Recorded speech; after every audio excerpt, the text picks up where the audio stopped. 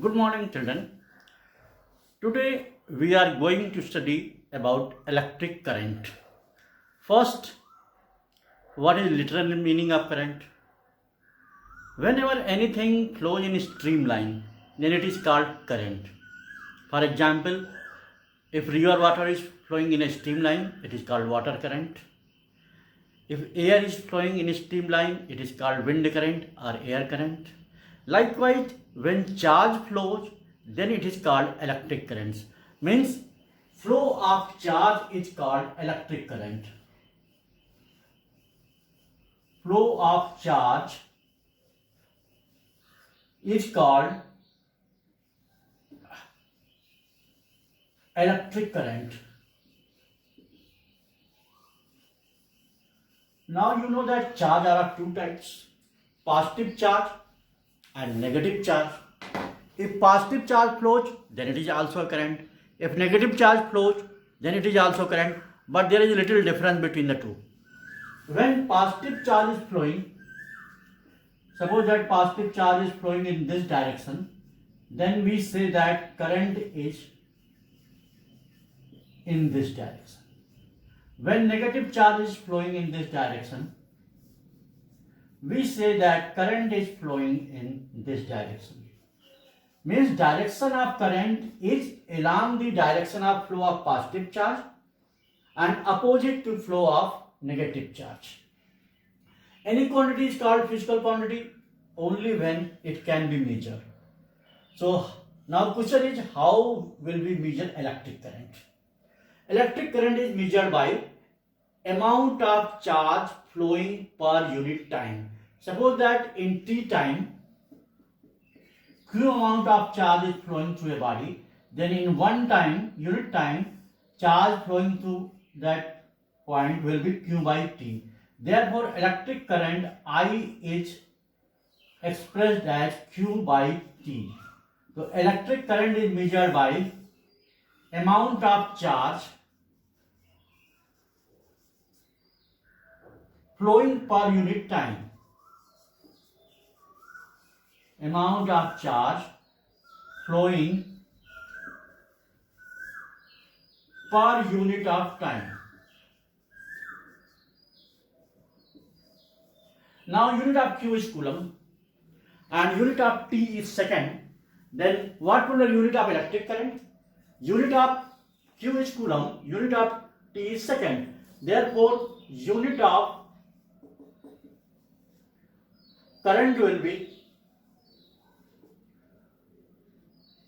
coulomb per second. It is also called ampere. 1 coulomb per second is also called ampere.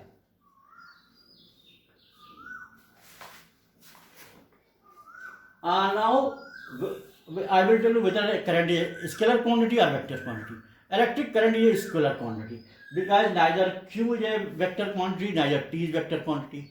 Q is also a scalar, T is also a scalar. Therefore, electric current is a scalar quantity. It is scalar. It is time-like quantity. It has only two directions, either positive or negative. So, it is not a vector quantity, it is a scalar quantity.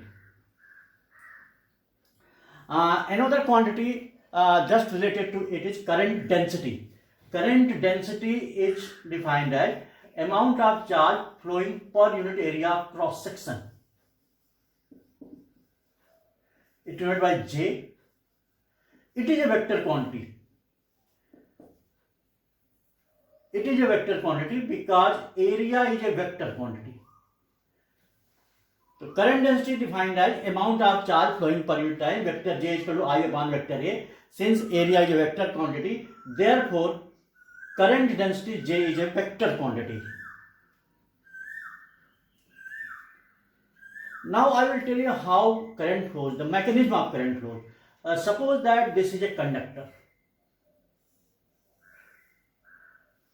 And there are two types of electrons, free electrons and bound electrons.